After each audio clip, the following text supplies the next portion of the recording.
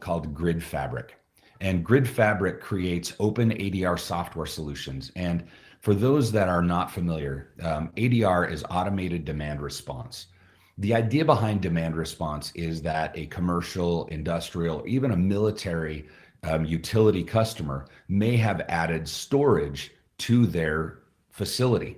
So demand response provides that in the event of an oversupply of energy on the grid, the utility, federally regulated public utility grid, can send a signal to that customer, letting them know that they're going to be deploying surplus energy to that storage device. The inverse of that equation is that in the event of an over demand, the utility can send a signal to that customer requesting power be distributed from that storage device. So because of the fact that you're talking about private companies doing business with federally regulated public utilities, the communications protocols underlying all of those transactions must be standardized and must be certified. So the current protocol is called OpenADR. The authors of OpenADR, Matt Hill and Ben DuPont, were the principals of GridFabric, and we completed that acquisition. So why does that matter to CleanSpark? Well, for a number of reasons, primarily because having the principal architects behind that communications protocol working with us to implement the OpenADR protocol and other coming protocols, which I'll discuss, into our Impulse platform gives CleanSpark an opportunity to not only continue to sell the GridFabric products, which include Plaid and Canvas.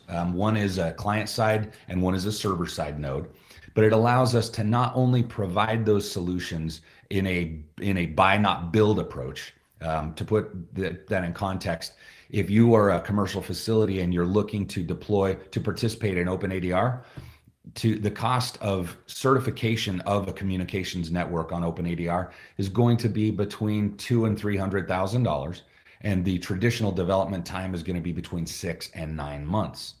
To utilize our solution, we can white label and provide a buy not build approach. You can be certified OpenADR in as little as 2 weeks for 75 to 90% less of an investment. And it is a seamless transaction. And from the outward facing side, the customer doesn't see any difference. The beauty is that as we implement these protocols into our Impulse platform, it also gives CleanSpark an opportunity to participate in the revenue side of that. So you may ask, why would someone be interested in participating in OpenADR? Based on the size of the system, the utilities pay between $50 and $100 per kilowatt that gets either stored or pulled back from that storage. So for a facility of any size, that could equate to tens of thousands up to millions of dollars in revenue. And this presents a very unique opportunity for CleanSpark to position itself in the middle to participate in some revenue sharing. Additionally, the subsequent communications protocol is called 2030.5, and that communications protocol I'm reading, so apologize. It's for smart grid management covering IoT under California Rule 21. So uniquely, that means that all smart grid devices that participate with the grid will be required to utilize 2030.5 as the standardized communications protocol. 2030.5 is unique to GridFabric, which is now a wholly owned subsidiary of CleanSpark.